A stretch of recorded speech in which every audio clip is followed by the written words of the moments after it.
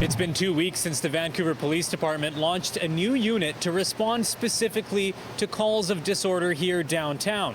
But several community groups say the new task force does more harm than good. We've communicated our concerns and the reasons we think that the team needs to be halted immediately. In a complaint filed with the Vancouver Police Board, Pivot Legal Society and 2 other groups call for the immediate suspension of the VPD's low-level crime unit. The Neighbourhood Response Team was launched earlier this month after the VPD commissioned a survey of 800 people, most of whom were concerned with rising street disorder downtown. But opponents say that survey was flawed. This survey is about perceptions of crime, yet there was no consultation with people who actually live in any of the identified neighborhoods, including the Downtown East Side, Chinatown, Gastown, and Granville Entertainment District.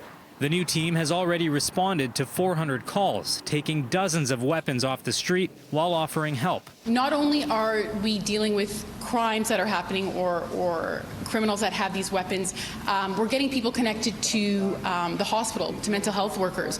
But Meenakshi Mano of Pivot Legal Society says police attending calls of open drug use or people sleeping in doorways paints the homeless as criminals. Rather than using law enforcement and potentially traumatizing and further criminalizing people, how can we actually support them through upstream approaches and maybe like peer-led crisis intervention? Last July, Vancouver City Council approved a motion to decriminalize poverty.